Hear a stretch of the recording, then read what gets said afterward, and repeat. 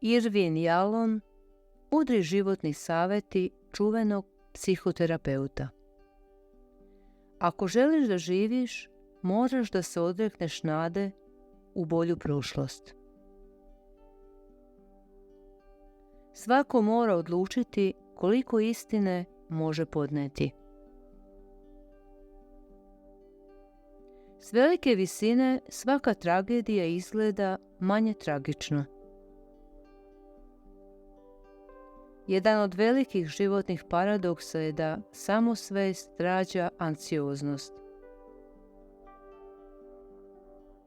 Strah od smrti majka je svih religija koje svaka na svoj način pokušavaju da ublaže agoniju naše konačnosti. Živi dok si živ. Smrt gubi na svojoj strahoti onda kada čovjek iskusi potpuno svoj život. Onaj ko u pravo vreme ne živi, ne može u pravo vreme ni umreti.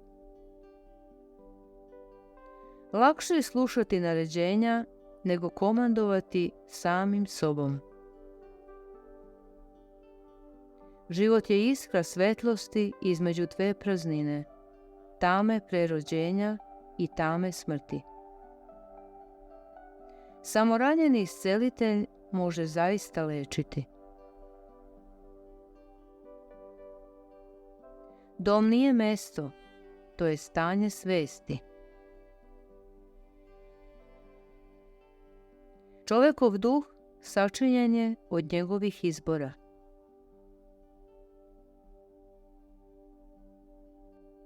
Da bi se neko istinski povezao sa nekim drugim, prvo se mora povezati sam sa sobom. Ako nismo u stanju da prigrlimo sopstvenu usamljenost, samo ćemo to drugo biće koristiti kao štit od izolovanosti.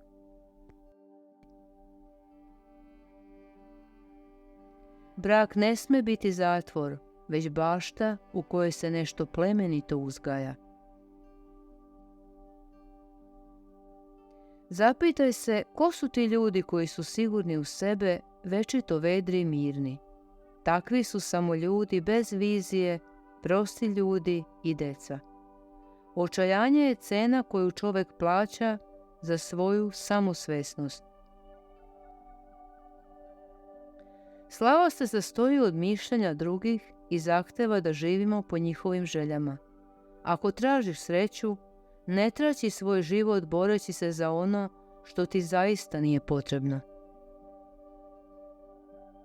Ljubav nije samo iskra strasti između dvoje ljudi. Postoji beskrajna razlika između zaljubljivanja i ljubavi.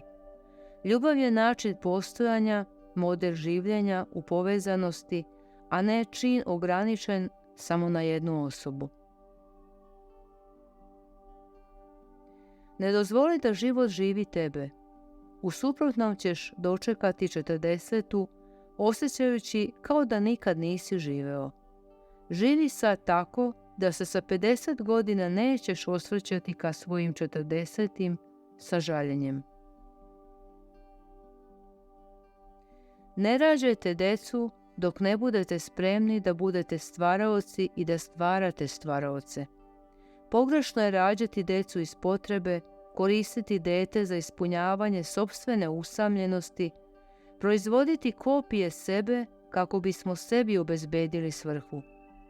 Pogrešno je tražiti besmrtnost sejući svoje seme u budućnost, kao da će ono zadržati vašu svest. Secirajte dublje svoje motive. Naći ćete da niko nikada nije učinio ništa uzvišeno za drugoga. Svi postupci su usmereni ka sebi, sve usluge sebi, sva ljubav je ljubav prema sebi. Zaronite dublje i shvatit ćete da ne volite njih. Ono što volite su prijatni osjećaji koje takva ljubav stvara u vama.